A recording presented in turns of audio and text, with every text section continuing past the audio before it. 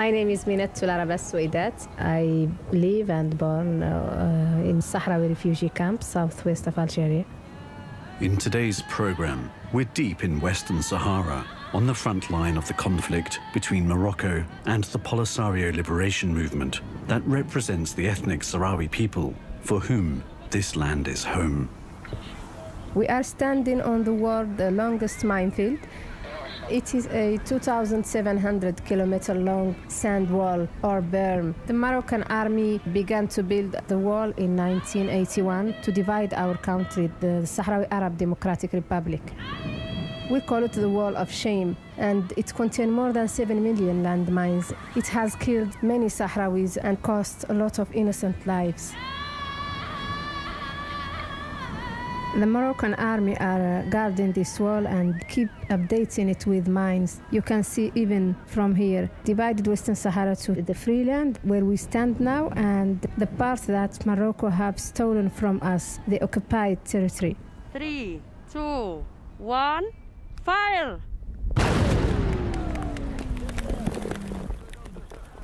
That explosion was an anti-tank mine being blown up by Minatu's colleagues. When the Spanish colonialists left in 1975, we thought that we are going to have our freedom, but Morocco and Mauritania invaded our land. We have been fighting for our independence for the last 45 years. Nobody knows that we are here. We are the most forgotten conflict in the world. Funded by Norwegian People's Aid and the Sahrawi Mine Action Committee, Minatu and her unique team are on a mission. We are 10 women working, and our mission is to clear Western Sahara of landmines, bombs, and mortars. You could call us the #1 ladies landmine agency. We can really be seen as breaking a lot of stereotypes around Muslims and Arabs, especially the social, cultural, and religious stereotypes of the veiled, subjugated Arab woman. I am proud of being Sahrawi. Proud, yes, but as we will see, Minatu and the team face significant challenges. Running a landmine clearance operation in this most hostile environment, in Africa's last colony, faced with the perceived threat of Moroccan aggression, United Nations inertia, and perhaps some little skepticism within their own community. Can this band of sisters recruit and retain the next generation of female deminers? Can they balance their lives and their dreams of career and family in the face of so many obstacles and at such great personal risk? Some people are asking, is this job more difficult for women? But this is a special job. Mine action work is good for me because it gives to me a chance, not just for myself, for my country. 28-year-old Ababa Mustafa.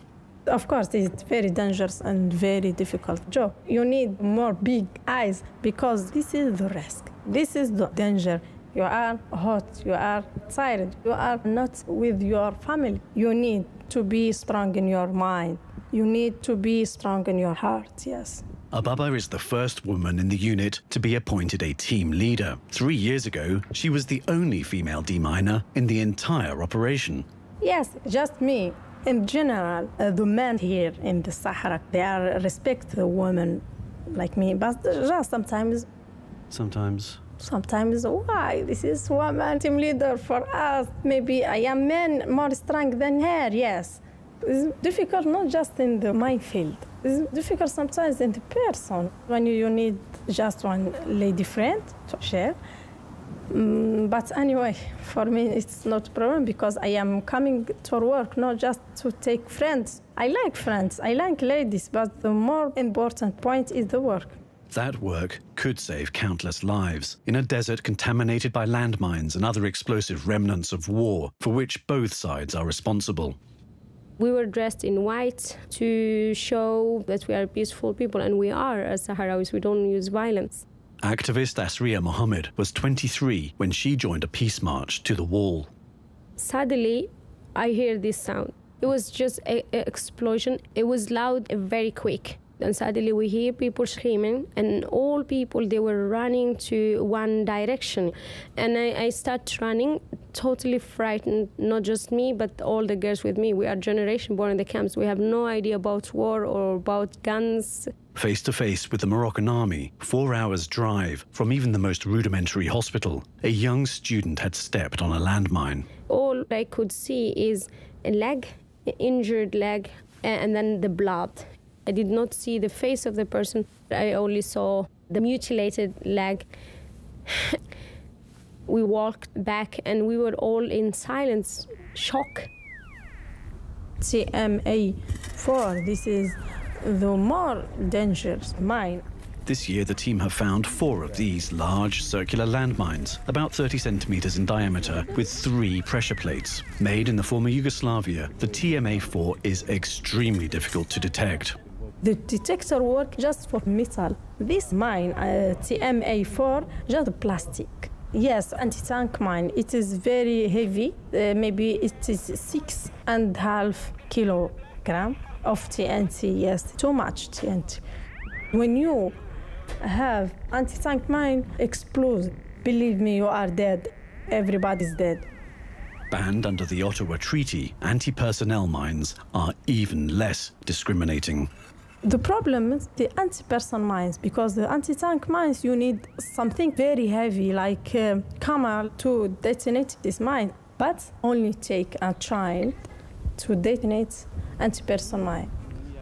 At least 175,000 Sahrawi refugees live in the Polisario camps in southern Algeria, patiently waiting for the UN to arrange the referendum on self-determination for Western Sahara, which it has been trying to organize since 1966. We are nomadic people by tradition, and now we are living in 5 refugee camps, just 3 hours journey from the Moroccan Wall of Shame. In 1975, the International Court of Justice rejected Mauritanian and Moroccan claims of sovereignty over Western Sahara, while acknowledging historic legal ties between the entities. Since the ceasefire in 1991, we estimate that 2,500 Sahrawi have been killed and injured by landmines. Many were children herding camels and goats.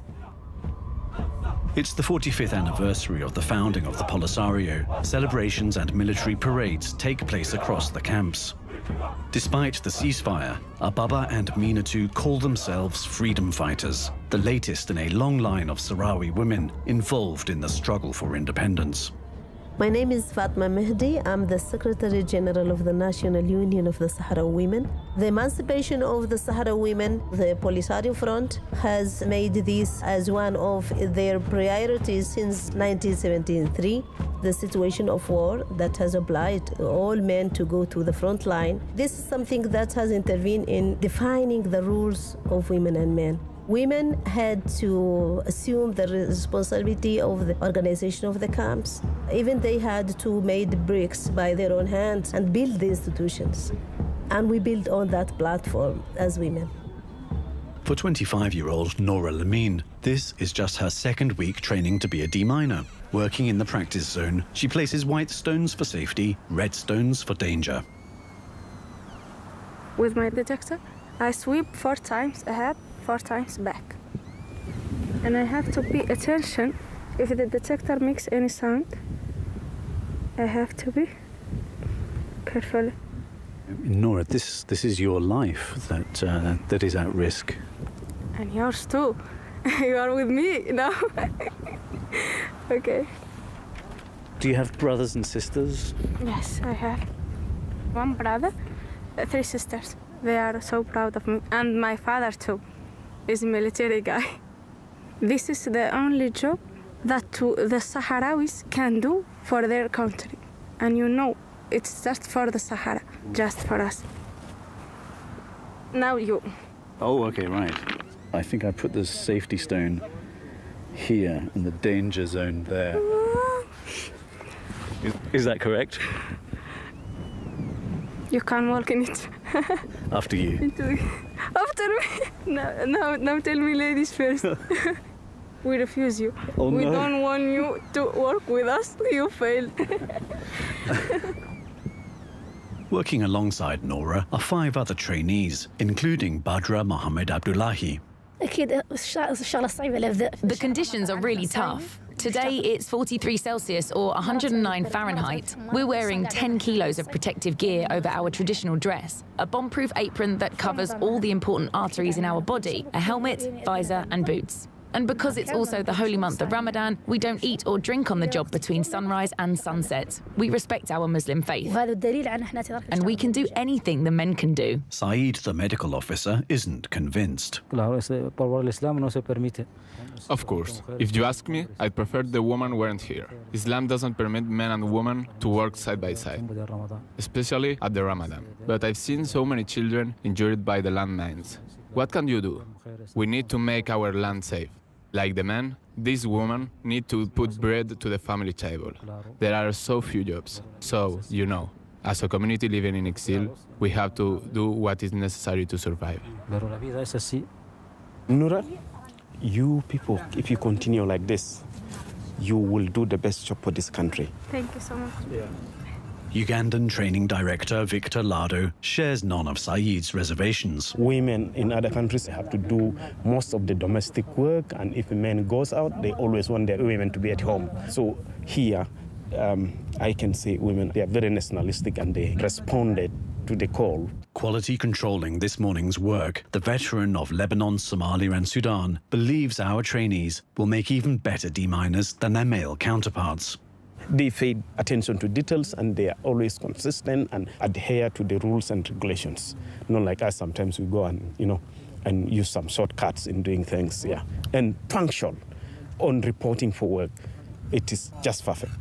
If you do QC on their working land, you'll not find a metal. You won't find a landmine. A landmine, yeah, you cannot find.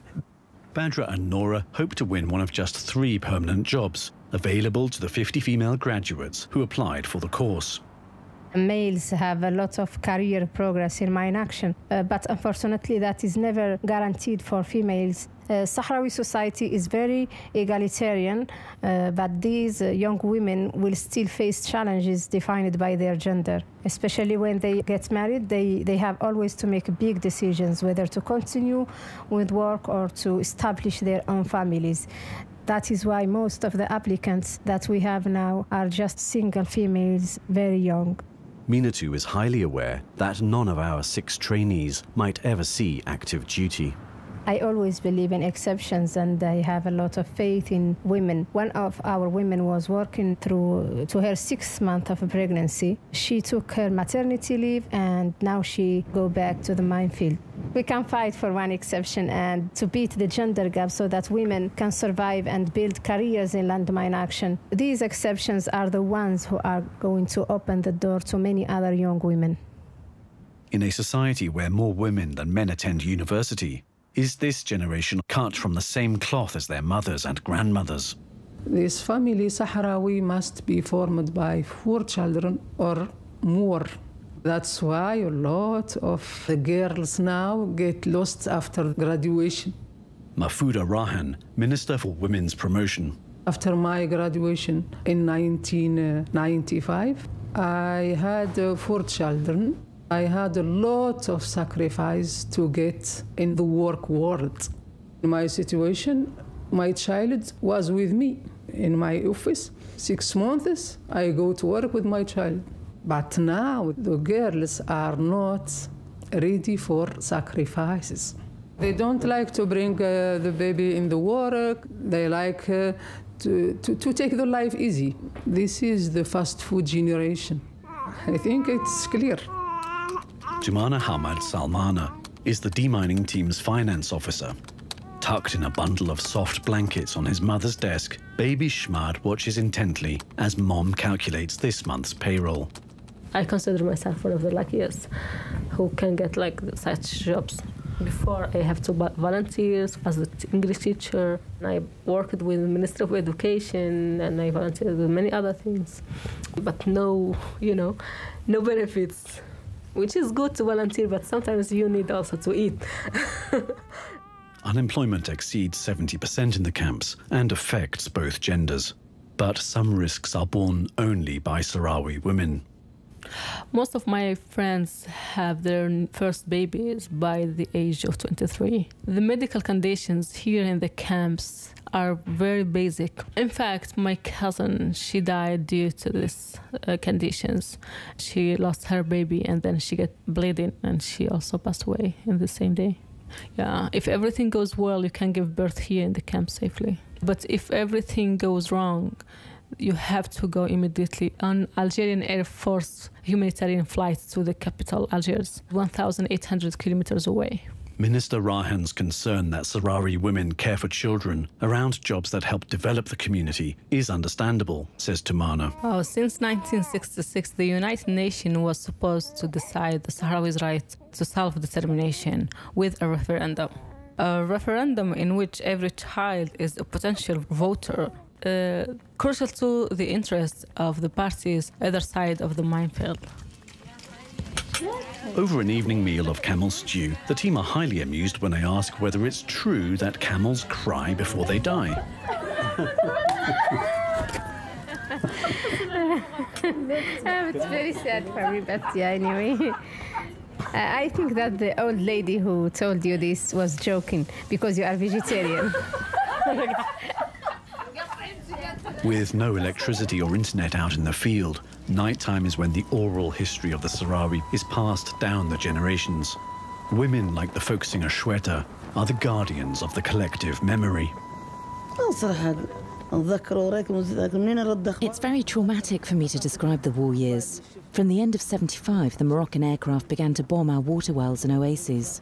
There was the terrible napalm attack on Drega, and then a week later we were bombed in Tifariti. I can still remember the smell.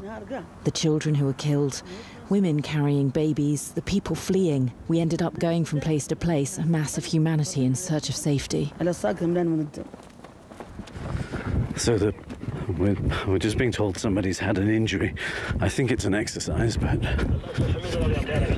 This morning, the teams are doing a casualty evacuation exercise, so they know exactly what to do if anyone injured by a landmine explosion. We have a bleeding in the left leg, so we have put the tourniquet over, and we are put that leg over the level of the heart. Nora, can you tell us what you're doing? I'm marking the place that we have cleared. The other girl have the detect. So you're detecting for mines to make sure the casualty is safe? In the area safe. Training to deal with medical trauma is essential. An accident is only ever a footstep away in this desert, contaminated with the unexploded remnants of a 16-year war. In the 5-kilometer buffer zone that runs alongside the wall, our driver Corey is waved down frantically by Polisario soldiers. We nearly hit a mortar. See the TNT. They're thinking we are not saw this mortar. Thank you. Corey points to the wall and the Moroccan soldiers watching us, watching them. See? That's it? Yeah. Maybe 1 kilometer away? No, it's just 800 meters, yes. You just see the control points. Yeah, the watchtower. Yes, watchtower. With iron net. Barbed wire. And you see some just black points. There in anti-person mines. We are in buffer zone. They cannot clear this area. This is off limits? Yes, of course. Baby Shmad is named in memory of his uncle, who was killed in this same area. He was herding his camels when they walked into the 5 kilometers buffer zone. The Moroccans shot him at the left leg first. When he tried to escape, they shot the right leg. The UN soldiers refused to come and save him till they get permission from New York to get into the buffer zone. The Moroccan soldiers and the UN soldiers just watched for nearly 48 hours while Uncle Shmad bled out. He died right there. But danger doesn't just lie in these minefields. When Tumana was 4 months pregnant with Shmad, she was detained by the Moroccan authorities while transiting Casablanca airport, en route to a budget meeting in Spain. In the liberated territories, Sahrawi women play a vital role in our resistance. Aminatu Haidar is known as Western Sahara's Gandhi. for her passive resistance to Moroccan rule. And in the occupied territory, Sahrawi women have been subject to appalling oppression. I myself spent 3 years and 7 months in a Moroccan secret prison. I suffered all sorts of torture in that black jail, physical, psychological. We were incarcerated in terrible conditions, inhumane. There were tiny cells, 2 to 3 meters long, infested with insects and rats, and there were 15 of us in there. And now the Moroccans are conducting a broader form of ethnic cleansing, moving hordes of Moroccan colonists into our territory to eliminate and destroy the indigenous Sahrawi population. Western Sahara extends across an area larger than Britain, but has a population smaller than Liverpool's. Looking out from the wall, one wonders why so much suffering is attached to the destiny of so much empty land. Western Sahara is a rich territory. I mean, it's rich of phosphate. Phosphate is very important for the food security. Fishing, Western Sahara is one of the richest fishery water in Africa. They are trying to look for oil. Asria Mohammed from Western Sahara Resource Watch, an NGO that holds to account international corporations that would illegally exploit Western Sahara's natural resources. But the sad part that we, the owner of these resources, we are sitting in the refugee camps. You grow up there and you became unemployed, while you see Morocco is exporting your own resources, and you get so frustrated. We survive because of the humanitarian aid, and we hate it. We hate that we receive aid. Where does all the money go? It just goes to the Moroccan government or the Moroccan king, but nothing for the Sahrawi people. Leaving the buffer zone and the stray bombs behind, Corrie drives the trainees back to Algeria to spend the weekend with their families, their first rest for a fortnight. The team are demob happy, and pizza is the order of the day.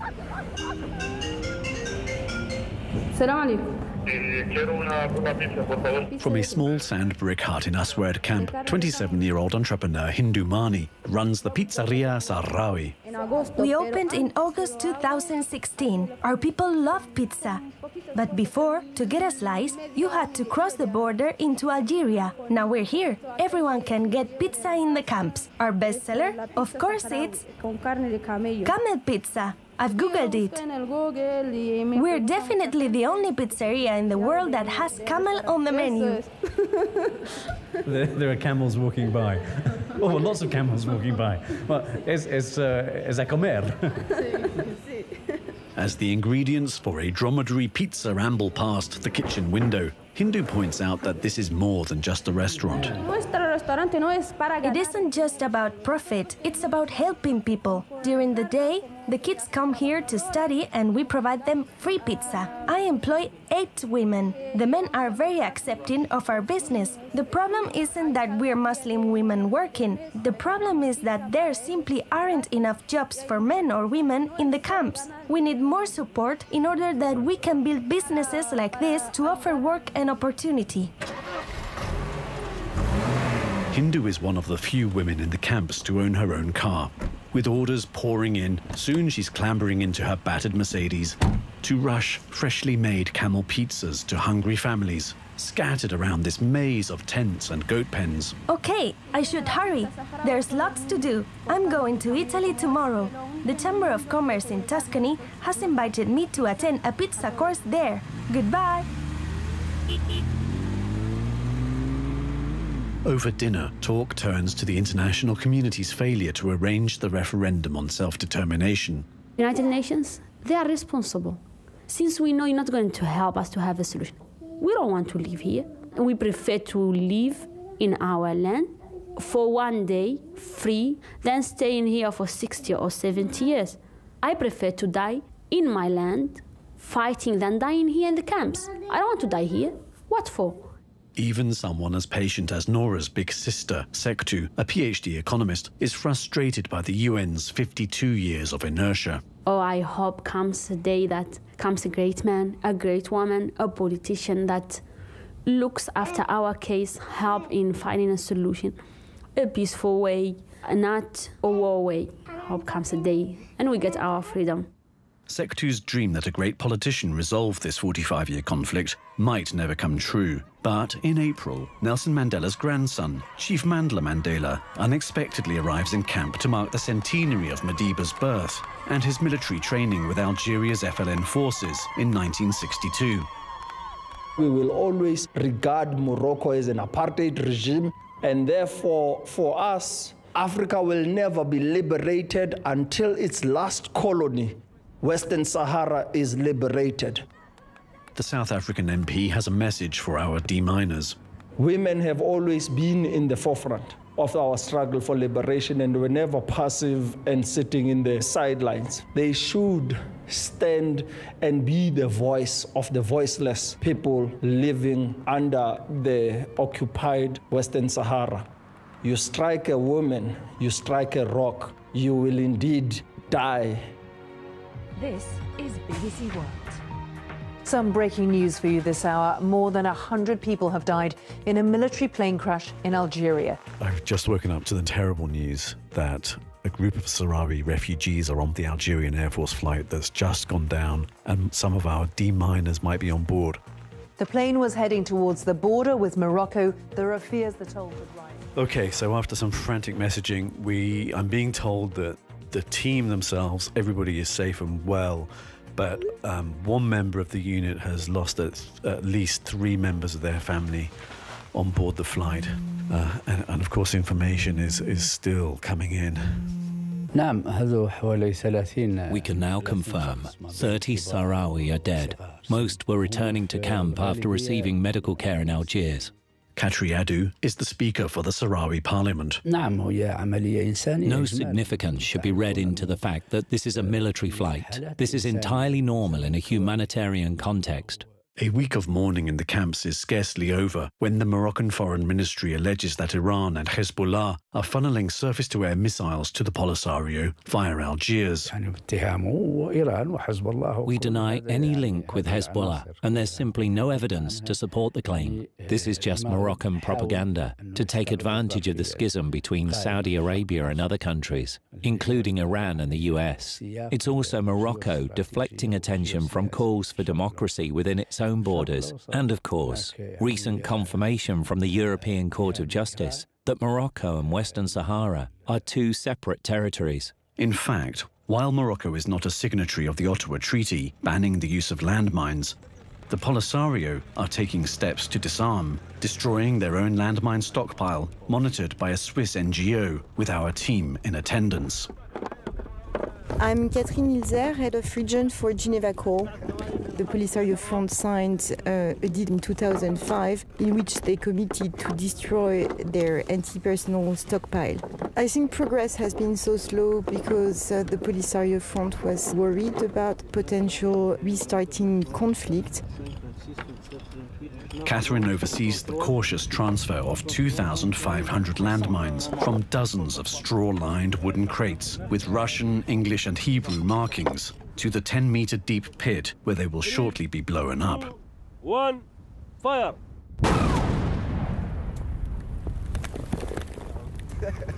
Amazing! Yeah, it's amazing. It's a great result. Everything has been destroyed.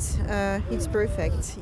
So you can see this is the crater which is left by the detonation. It's very hot now. If you touch it, it can burn your hand, and yeah, you get really serious burn. So don't touch the fragments. It's not the last detonation. The last one that will finalize the commitment that the Polisario Front has taken will take place in November 2018.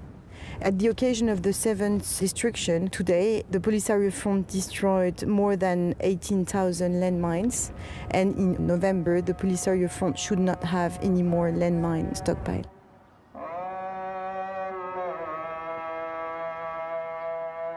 Some good news and bad news. Nora and Badra had passed the minefield test and they are now qualified as deminers. Nora has a great potential. We offered her the role of deputy team leader, but there is a complication. She cannot take the job. My name is Nama Muhammad Sayed. 3 months ago, I married Nora. I'm so proud of her. She had an ambition to be a deminer, and she succeeded. We've discussed it together, and I've explained to Noura that, in my opinion, demining is a man's work. For women, it's too difficult, and I think really it would be better if she quit her job. In the kitchen of her new home, we find Noura preparing lunch. Yeah, I felt a little bit sad, but I know this will happen. When I get married, I will stay here. Okay, this marriage is more important for me than that job, to be honest. My daddy, he was so angry that I quit. We all know that when you get married, you cannot be separated with your husband. I can work here in the camps, but I cannot go far. The men can go, but the ladies cannot. Yeah, you can see a large herd of camels there with the Bedouins. So before we do anything, we will send one of our staffs to go and evacuate them, and we'll also explain to them in case of bang so that they will not get scared. As Noura settles into married life, Badra starts full-time work in the field. And today, she is blowing up her first landmine. The exploder you can see here is with Badra all the time. She will go with it to the firing point, and now she will hook it to the main charge. Then you go away. 3, 2, 1, fire! Wow! I was so scared doing that detonation, but having qualified as a deminer, I'm so happy. One day it will be my responsibility to get married and to have a family, like all Sahrawi women. But I believe I can have a family and a career. That's because Sahrawi women are very strong. I'm like a new person. Now people in the camps, they say, there goes Badra, the deminer. I'm doing the work I always dreamed of to make my country safe, to tear down the walls that constrain our people. This marks the end of our demolition for today, Ivan. We break and we go to the camp and we'll have some lunch. Back at camp, baby Shmad is once again asleep on his mother's desk. My dream is to see him in his own country, in his land, growing up there. I hope he don't live his life here. We want to go back. You belong somewhere. You have to be there. A feeling of home, feeling this is my land, this is where I can build a real house. Having grass around or having tree around, instead of saying the camp, it's a temporary place, just build with these sand bricks, it's just temporary, you know, we're going.